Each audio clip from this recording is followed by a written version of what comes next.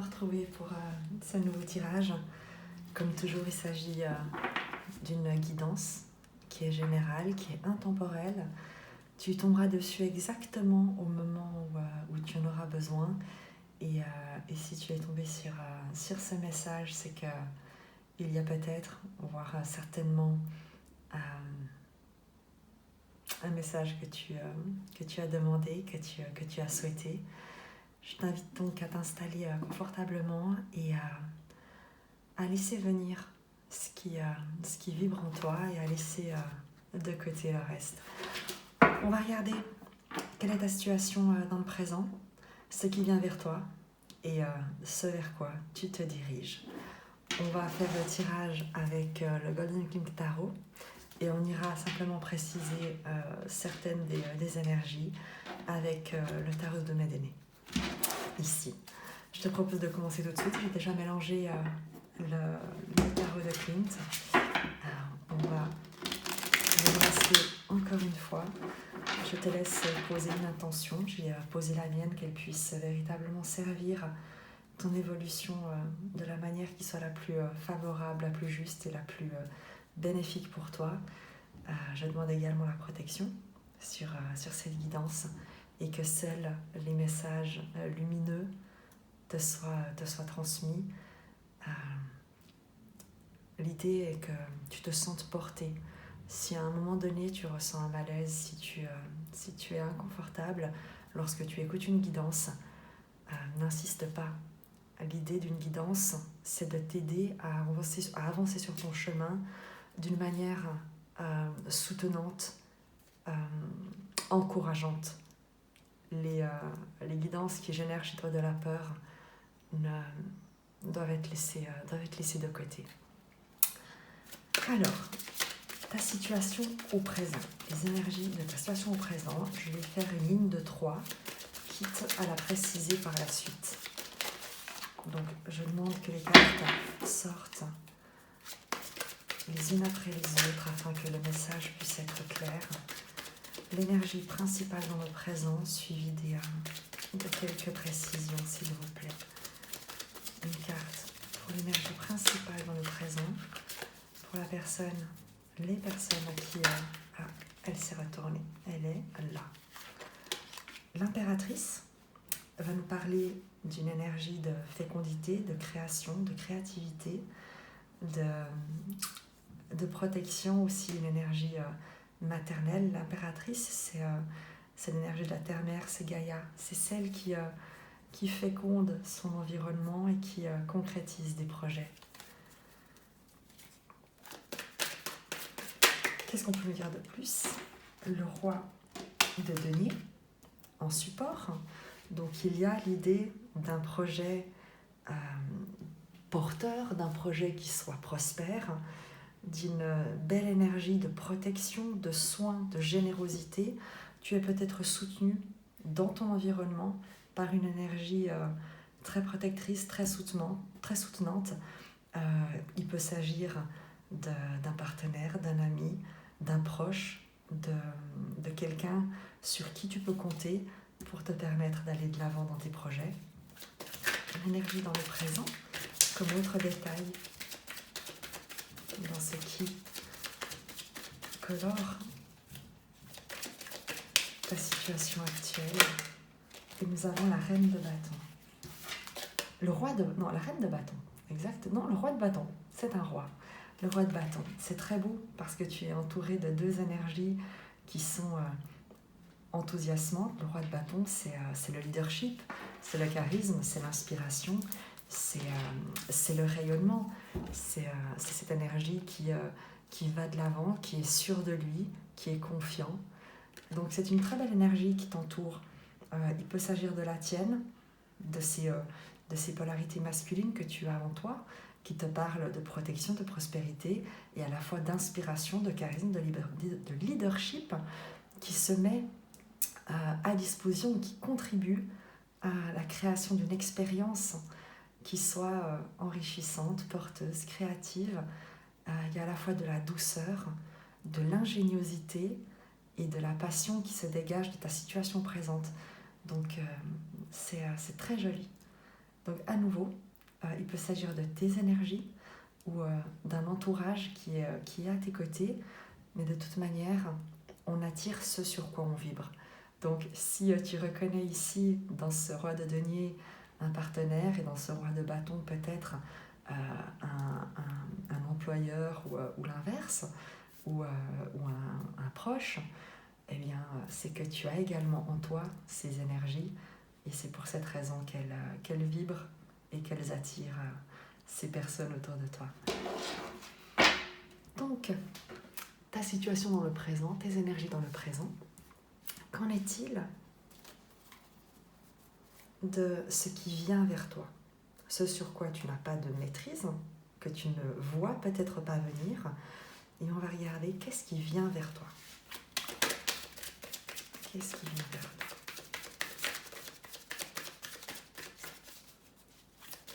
Qu'est-ce qui vient vers toi? Hop.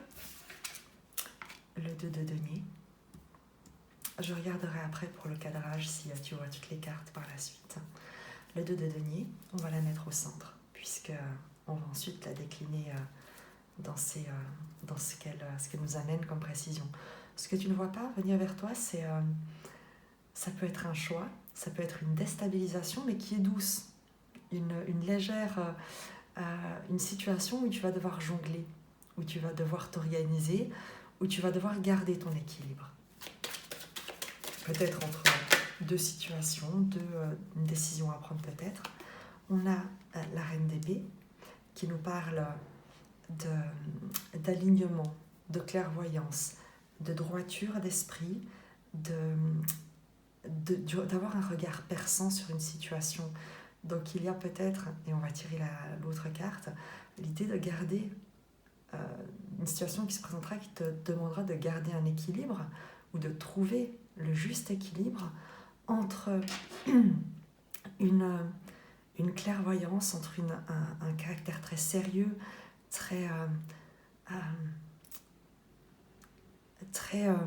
intellectuel. La reine d'épée, c'est une énergie très intellectuelle, très précise, qui réfléchit, qui est stratégique, qui planifie, qui maîtrise le savoir, les connaissances. Il y a un côté aussi avec la reine d'épée, on parle souvent de la divorcée ou de la veuve du tarot, parce qu'elle a cette énergie qui n'est pas très émotionnelle, qui n'est pas très chaleureuse, ce qui ne veut pas dire qu'elle a le cœur sec, mais elle fait plutôt passer sa réflexion devant ses émotions. Qu'est-ce qui vient vers toi avec cet équilibre gardé? Hop, il y aura trop de cartes ici. Qu'est-ce qui vient vers toi avec cette reine d'épée? Le 10 de bâton. Exactement. Il te faudra trouver un équilibre entre la nécessité de planifier, d'aller de l'avant, de couper avec ce qui ne te sert plus, avec ce qui ne contribue pas à une vision claire de ce que tu souhaites, et laisser aller ce qui peut être un fardeau.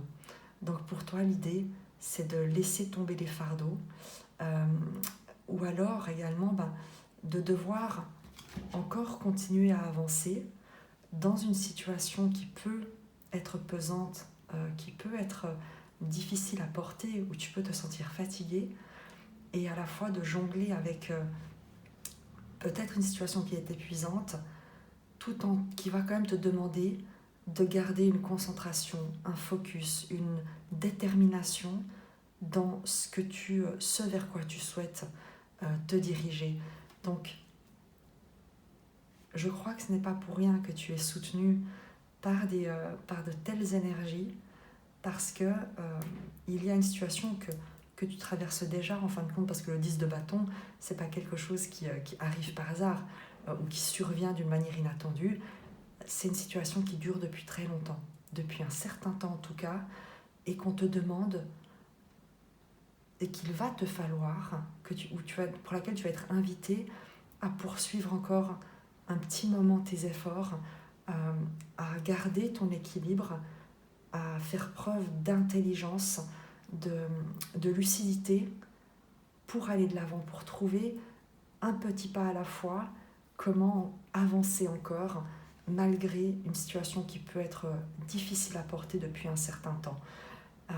C'est des très belles vibrations et de toute manière, si tu es ici, si tu regardes cette guidance, c'est qu'effectivement tu as une préoccupation, il y a quelque chose qui te cause un souci, qui te préoccupe, et on retrouve cette préoccupation avec le 10 de bâton, et donc c'est normal, mais tu es soutenu, tu as des forces en toi et autour de toi qui contribuent à ta mise au monde, à la mise au monde de ce que tu souhaites, et on va te demander de garder ton équilibre encore un petit moment, de jongler peut-être encore un moment avec cet épuisement, oui peut-être, mais en gardant l'esprit clair, en laissant peut-être effectivement laisser aller, peut-être en posant un genou à terre, si cela peut te permettre de garder ton esprit clair et ouvert à ce qui vient vers toi. On va regarder ce vers quoi tu te diriges. Je regarde simplement le cadrage pour la suite des cartes, que tu puisses toutes les voir. Voilà.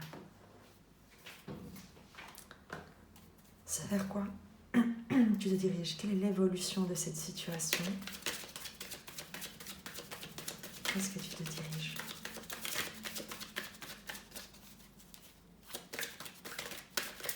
L'énergie centrale, ce vers quoi tu te diriges. Une carte, s'il vous plaît. Une carte. Où est-ce que tu te... Ça fera beaucoup trop. Où est-ce que tu te diriges? Bon. Alors, puisqu'elles ont absolument voulu sortir, le 9 de bâton, c'est très joli, et la transformation, l'arcane sombre. Je te les montre. Tu as ici le 9 de bâton qui nous parle de fatigue, d'épuisement, de tenir bon, de tenir droit, de tenir à ce que tu as construit jusque-là, on va dire, et que tu tiens à bout de bras. Et l'arcane sans nom te parle d'une transformation. Et on va aller voir quelle est cette évolution, quelle est cette transformation, quelle est cette renaissance, parce qu'il n'y a pas de... Excuse-moi, j'ai un petit chat dans la gorge. Et il n'y a jamais de mort sans renaissance. Après l'hiver vient toujours l'été. Il y a la chenille, le papillon. Et en fait, c'est ce qu'on t'annonce ici. Le 9 de bâton, c'est la chenille. C'est l'effort qu'il t'a fallu pour ramper peut-être, pour tisser ton cocon, et ensuite pour percer, pour que tu puisses percer cette chrysalide et déployer tes ailes. Et on va regarder quelle est la transformation, parce que manifestement tu quittes un endroit qui te demande de lutter, qui t'épuise, qui ne te soutient pas, qui n'est pas porteur dans ce que tu souhaites manifester. Et on va demander à quoi tu t'ouvres, vers quoi tu déploies tes ailes, en lâchant ce fardeau, en sortant de cette situation. Une carte, s'il vous plaît. Où est-ce que tu te diriges? Quel est ce nouveau départ? Oh, celles-ci sont tombées. Par contre, il y a la reine de bâton qui s'est retournée juste là. Tu te diriges vers de l'enthousiasme, de la passion, du charisme, du charme, une énergie. La reine de bâton, c'est une énergie très charismatique, très séduisante, très envoûtante dans le bon sens du terme. Donc il y a l'idée de ne plus avoir besoin de te battre pour défendre tes convictions, mais d'incarner et d'inspirer des valeurs qui attireront autour de toi ceux qui vibrent sur ces mêmes envies, cette même passion, cette même vision que toi. On va encore préciser. Donc c'est tiens bon, appuie-toi sur les ressources qui sont autour de toi actuellement. Il y a encore un dernier virage à négocier, comme une dernière décision à prendre, une dernière intention à poser pour pouvoir te déployer. Qu'est-ce qu'on peut nous dire de plus sur ce à quoi tu vas t'ouvrir?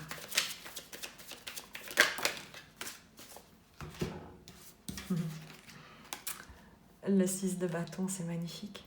C'est magnifique. Le 6 de bâton et l'as de bâton. Le 6 de bâton nous parle de victoire. Nous parle, tu sais, du guerrier qui revient du combat, auréolé de gloire et de tout ce qu'il a su vaincre, dépasser, surmonter. C'est également une victoire intérieure, une victoire sur tes propres limites, tes propres fardeaux, sur des combats dans lesquels tu as pu t'enliser. Et le 6 de bâton nous parle de victoire, et avec l'as de bâton, d'une nouvelle énergie, d'une nouvelle... il y a un nouveau feu intérieur qui s'allume en toi, et tu ne seras plus consumé par ce qui a pu jusqu'ici te dévaster, mais il s'agit d'un feu intérieur qui viendra illuminer, embraser ton existence pour lui donner un rayonnement, une aura que tu n'avais certainement jamais connue jusque-là, auquel tu ne t'attends pas, tu ne t'attendais pas. Et c'est quelque chose qui se passe. Et on te demande simplement de tenir bon, de tenir droit,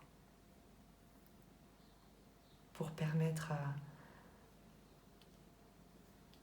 à ce qui doit arriver de prendre place dans ta vie. On va regarder avec le tarot de Madéné ce qu'on peut nous donner comme précision par rapport à... Je t'invite à te poser une question.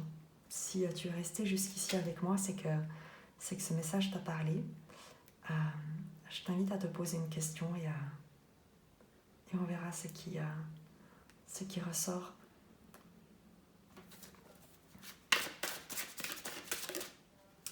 L'as de denier, qui est sorti d'une manière très fluide, très spontanée, qui s'est immédiatement retourné.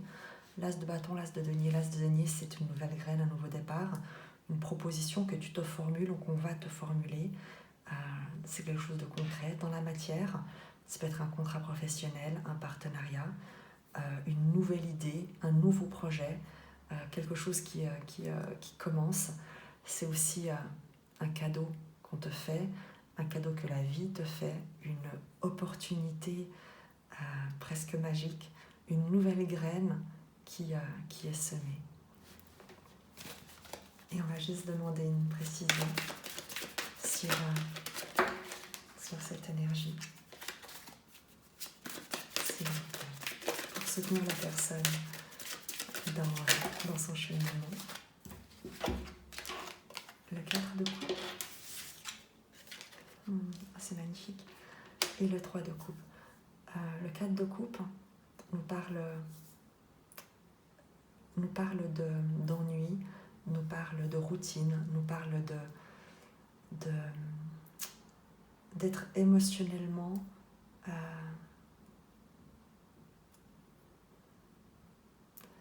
nous parle de stabilité émotionnelle, mais d'être dans une zone de confort où tu connais ton environnement, où tu te demandes comment évoluer, comment relancer une dynamique. Le 4 de coupe, c'est également le fait, la frustration, l'attente, le fait de trépigner et d'espérer qu'on vienne nous sortir de notre état d'attente, d'ennui. Et le 3 de coupe, c'est une célébration.